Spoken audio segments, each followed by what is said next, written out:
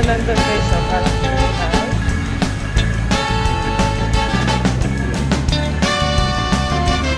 guys, dumayo pa. So, yung kape dun sa Arami, before may sakto. Sabi guys, yung local na hotel. Nasa hotel na dapat ako. Okay, pagpatintero kayo dyan sa mga motor na yan. Grabe yan sila, ang lupet.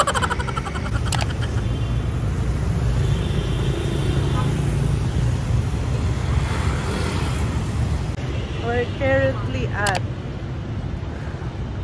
Cathedral ba? Basta something. Ang ganda dito, guys. Ang ganda. Ayan o. Ang ganda. Teka, mas maganda pag ano.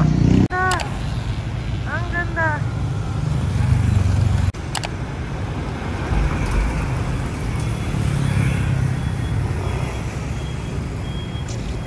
Guys, People's Committee pala. Ayan o. People's Committee Building. I forgot the name. Hindi ko alam kung libre yung entrance. Check na lang natin. No gathering. Ano meron sa loob? Guys. Help naman guys. Ano bang meron sa People's Committee Building? Ano bang meron dyan? Ba't ayaw magpapasok? Ano bang... Ito pala guys, itong area na to, ay dito yung mga ano, teka, mga luxury brand, o, ayan, Hablot, o, Hablot, Loewe, Union Square, ayan, tas nandun yung, ano ba, Rimowa, basta ano, mga luxury brand yung naan dito. Yan. Dito pala ang magandang shot guys. Ayan. Sinatawag tayo ng Uniqlo. Nagpapatawag oh. Ano? O Dior. Yan. Naglakad lang ako ng konti guys. Tapos ayun na yung Saigon Opera House. Ayan. Hindi ko lang alam kung pwede pumasok. So yung area pala na to guys, ano? More on luxury brand. Check natin kung pwede pumasok doon. If not, edi not. Ang ganda rin dito guys.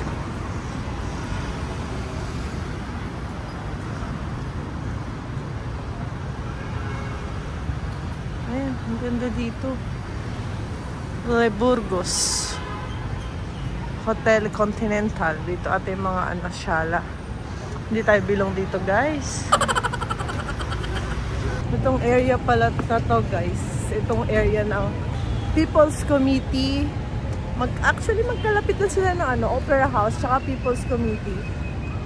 Medyo ano, parang ano, BGC level ganon. So ayan, hindi ko lang alam kung pwede pumasok sa Opera House. Tingnan natin.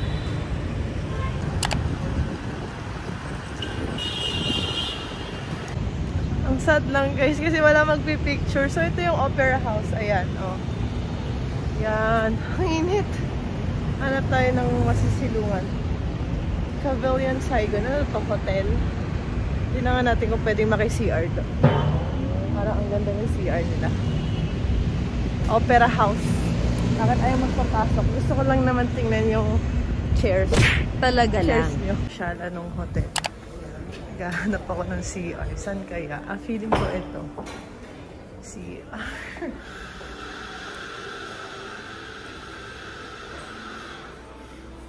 OMG. Nakakabobo yung CR nila.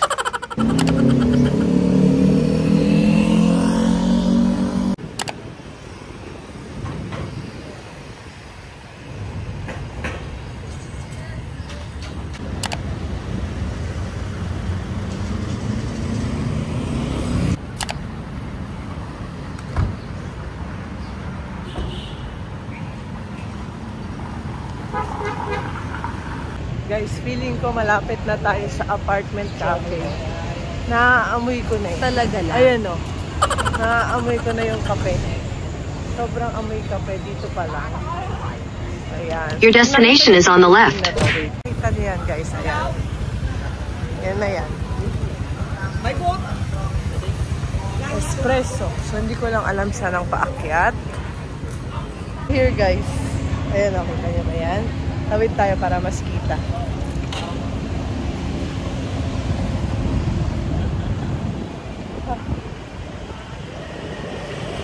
Lahat sila nandun, guys. So, parang kuhan.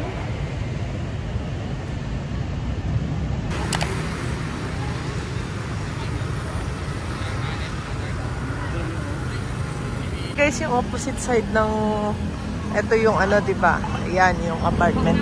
Coffee shop. Opposite side niya, ito. Ang dami ring coffee shop dito. Ayan, as in, ang dami. Super dami. Kaliwat kanan. So, bahala na kayong mamili kung saan nyo gusto. Ayun, ang dami. Nakakahilo mamili. Kasi ito siguro dito magta-try tayo. Pwede ba namang wala tayong susubukan? Gusto ko i-try yung Arabica. Ito. Ayan. Kung pasukan, pag pupunta kayo ng apartment, ayan, kita may mga motor na yan.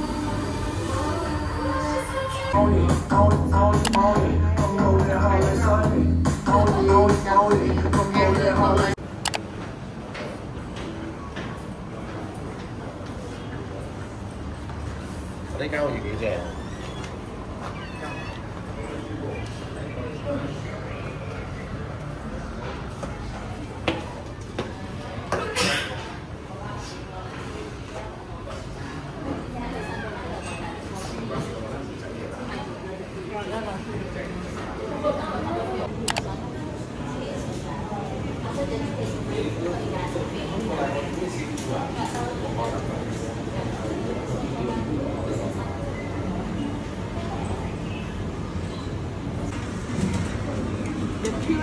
Guys, pag nandito kayo sa taas na taas, pag kayo ay may fear of heights, ewan ko.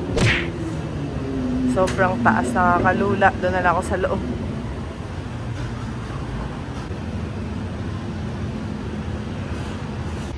Guys, dumayo pa ako ng Vietnam para lang i-try itong Arabica. Sa Manila, hindi ko na-try.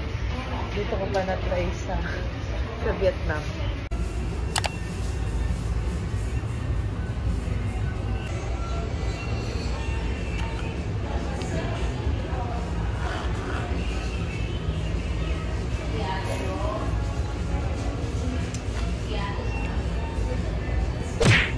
Grabe guys, kalalabas ko na ng Arabica. Naramdam ko na yung init.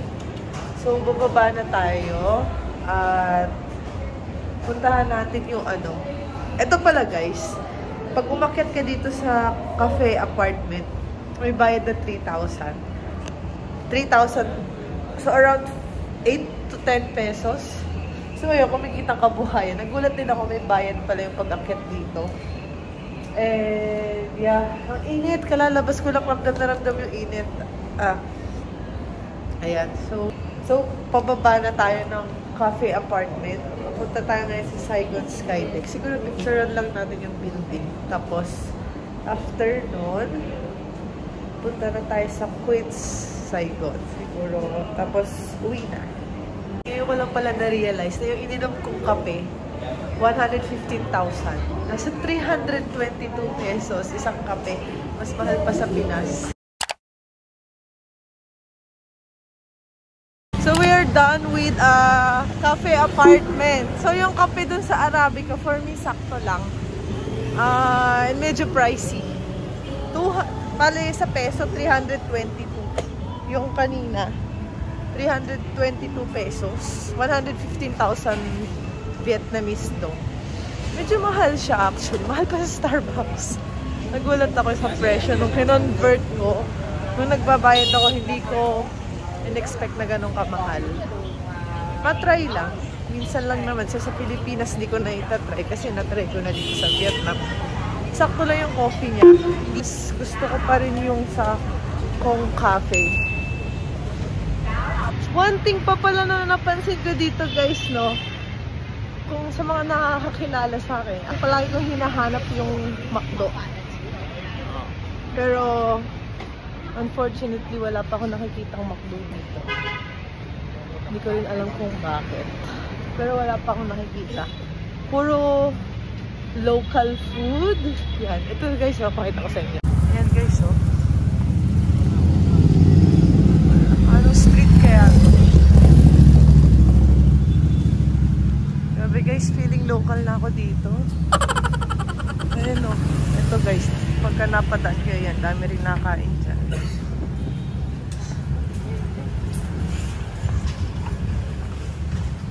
Dami. Bale, target ko pala guys, by 6:30 or 7, nasa hotel na dapat ako. Kasi since mag-isa ako, and I'm girl, obvious naman. So mag-isa ako and medyo nakakatakot. Kasi hindi ko sure yung safety dito. Kaya, uwi na lang tayo maaga para sure. Medyo paggabi na rin. So, papunta tayo ngayon sa Skydeck para lang tingnan yung building. Pero hindi ako aakyat. Gusto ko lang makita yung building. Area pala na to guys. Para siyang poblasyon guys. Ang poblasyon ng Vietnam. Ito guys, wala akong makitang mga 7-Eleven dito. Kasi gusto ko bumili ng water. Pero yung mga 7-Eleven, wala akong makita guys. As in, hindi ko alam kung bakit o hindi ko lang makita o wala talaga. Or ibang language. Wala kasi akong makitang tubig guys. Ang nananalaytay na sa dugo ko ay puro kape na.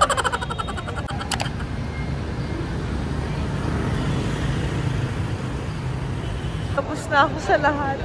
Hindi ko na pinuntahan yung iba. So, hindi ko alam kung pupuntahan ko na yung Queens Saigon. Kasi kakain ko lang ng kape. Ano kayang magawa? Lakad-lakad na lang muna tayo dito. Kasi wala na talaga. Dito sa area na to, Ano pa bang pupuntahan dito?